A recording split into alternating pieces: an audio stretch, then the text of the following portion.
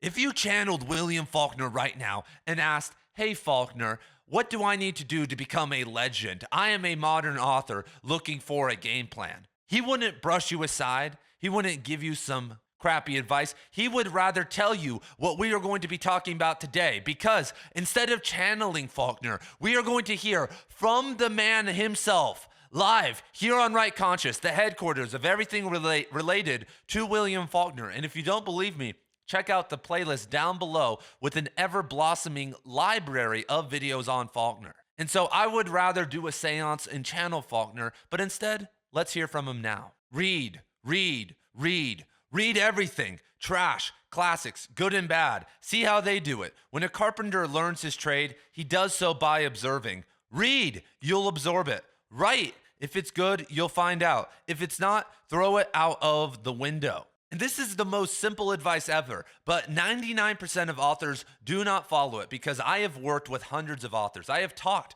to hundreds of authors personally and read their writing and seen what they are doing. And let me tell you guys something, because I recently launched my free writing school. And this isn't really a plug because it's free. But over there, I've been talking to authors and checking out some of their stuff. And the same pattern has always emerged, that there are so many authors who have read before. They've read some books, but they are not actively reading. And they haven't been actively reading classics and some of the best works of all time, or even trash, over the course of a decade, because 9 out of 10 times, authors who are not reading and who I would consider not well read, for at least being in the profession they are not good writers. I can immediately tell that they have no idea what the standard they are reaching for is. And so I'm not going to be vague here. I'm not going to be too motivational. I'm going to give you guys some numbers. I think that if you are trying to be an author, the minimum amount of books that you need to be reading every single year is at least 50. If you cannot find time to read a book a week, then you really need to reprioritize your life and figure it out. Simple as that. And there are maybe seasons when you are writing really hard that you shouldn't be reading and just totally focused. But 4 million books are published every single year. And if you were going to jump into the game and say, "Hey, I'm different," then you don't want to be superficial. You don't want to be trash. You don't want to just be saturating the market with your idea. I just had to get it out, bro. You need to actually put something out that is unique and in the lineage of something great. Because I tell people this, like I try to, push this idea on people, because over in my free writing school, I've been doing over 100 free 20-minute calls with the members where I just talk to them about anything they want. And what's interesting is that the writers who I feel like are struggling or who aren't very good, and what's interesting is most of the time they are the most confident, is that when I ask them or trying to nudge them to tell me what writing lineage they feel like they are in, like what shoulders are you standing upon, they can't really give me a good answer. And in the game of writing, it's a really important thing to have that, because when you look at an NFL player, his parents, his community, all his Pop Warner, his high school, his middle school, his college, and then his pro coach, and entire organizations and schools have been supporting him. Who's supporting you? And the only support that you actually have is, of course, yourself and the authors who have come before you, the traditions that you are working in. And there is an energy, there is a pull that happens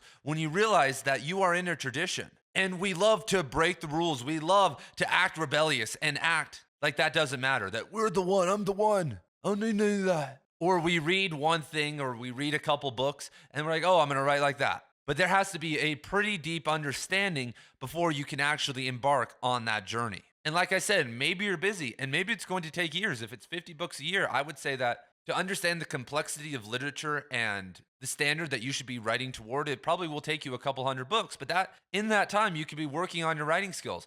During that time of 3 to 5 years, you could overcome all the beginner and intermediate obstacles of writing, and then suddenly understand what lineage you're in and have the skills and consistency to be able to write something beautiful. And so that's one camp, and we can talk about them more in a second. But then there's the other camp who they read a ton. I know so many people who have read thousands of books, but they don't actually write. And they become paralyzed through the analysis of saying, "I need to be in this lineage. Oh my God, like Cormac McCarthy wrote like this, and I'm nowhere near him." And it's like, yeah, you're not, because he had also one of the most talented editors in the world and had been, and spent decades writing before he wrote some of his masterpieces. But that's what's really great about short stories. That's why I host a weekly short story challenge over in my free writing school, because if you write enough every single year, if you write 50 short stories, Some of them are going to be good, and then the rest you can throw out the window. But to actually be in the game in 2024, you need to be constantly reading and writing.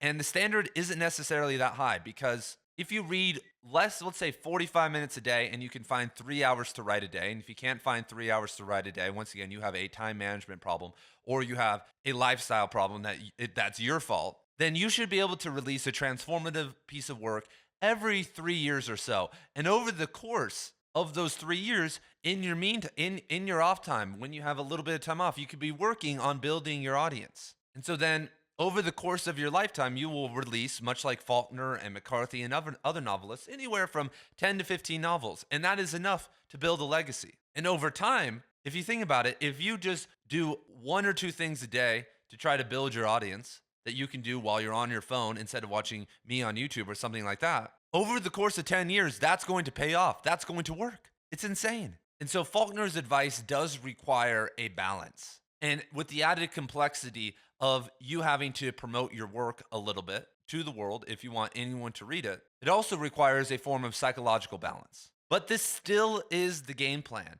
And when you find the lineage of writing that you are meant to be in, especially at the start, because that's something else that people don't want to do, that if you stand on the shoulders of others, then you may be in their camp. You may sound like them, you may appear like them. But as I talked about yesterday, that's one of the best things that you can do. And then eventually you will become your own beast. Because in America, in the West, we've been programmed to think that we need to be the self-made man. Like, I did it all myself. I built it from nothing. But anyone who's built something from nothing had a bunch of people helping them. But just because it was your original brainchild doesn't mean that it's actually yours. And so would you rather have to rely on the authors of the past to boost you up and make you better, and you have to be in communion with them for a couple years and then become great? Or would you rather be a self-made author that's in the Kindle graveyard, and then when no one reads your stuff, you complain about how no one can understand your stuff and you're just doing it for the art. You're just doing it because you're meant to be a writer. Which group do you want to be in, honestly? Because the literary renaissance, what I'm promoting on this channel, is only side A. Like the side B people, I don't give a fuck about you. It doesn't matter. Maybe you'll get lucky and hit a big publishing deal, but if you aren't willing to help yourself, if you're not willing to praise authors who've become before you and praise your own work and willing to step into the arena and fight for it, then it's over. Because if the publishing houses aren't going to do it, then you're basically asking someone else to do it for you. Or you think that your voice needs to be heard and you're just flooding the waters for everyone else who's actually trying. And so we don't need that type of energy. And what's so funny about Faulkner, when you look at like his novel Sanctuary, he wrote that to be commercially successful. At some level, he wrote that to elevate all of his other books. And guess who also did that? It's all in the lineage, everybody. Faulkner elevated his own works by writing a commercially successful novel, and it worked out beautifully. But guess who also did that? Who was called a Faulkner imitator, who we talked about yesterday? Cormac McCarthy. He sat and consciously decided that I'm done writing masterpieces. I'm done writing Suttree and Blood Meridian and these complicated works.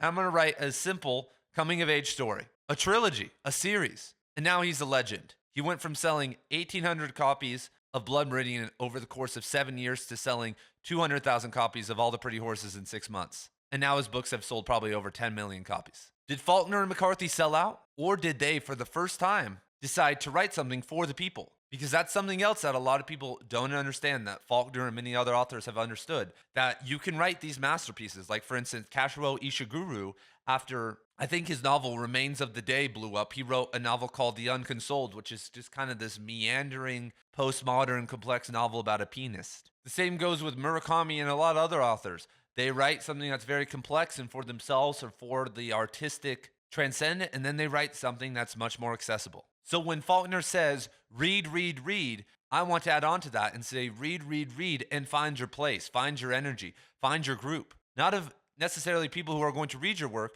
but the authors you are going to stand with. Then when you write, they are going to help you. And so thank you for all being here. If you want to read with me, I have a book club over on my Substack. We're actually going to start reading Light in August by Faulkner in a couple weeks. We're going to be reading a Cormac McCarthy novel and a couple other things. And you also will get access to daily podcasts and a bunch of cool other courses that I won't advertise here out of respect to you.